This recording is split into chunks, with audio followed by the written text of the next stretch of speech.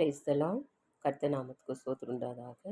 இன்றைய கர்த்தருடைய வார்த்தை என்னன்னு சொல்லி நாம் பார்க்கும்போது டிட்டர்னமி சாப்டர் 11 வர்சஸ் 14 நாம் பார்க்கிறோம். பிரைஸ் எல்லாம் நீ உன் தானியத்தையும் உன் திராட்சாரசத்தையும் உன் எண்ணெயும் சேர்க்கும்படிக்கு நான் ஏற்ற காலத்தில் உங்க தேசத்திலே முன்மாரியையும் பின்மாரியையும் பெய்ய பண்ணும் அப்படின்னு சொல்லி நாம் பார்க்கணும். ஹல்லேலூயா.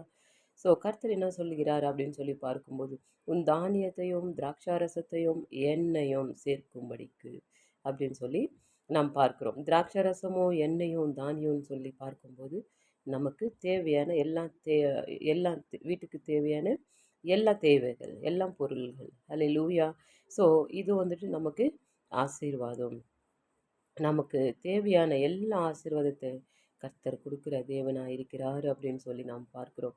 Gather in the corn and the wine in thine oil அப்படின்னு சொல்லி நாம் பார்க்கிறோம்.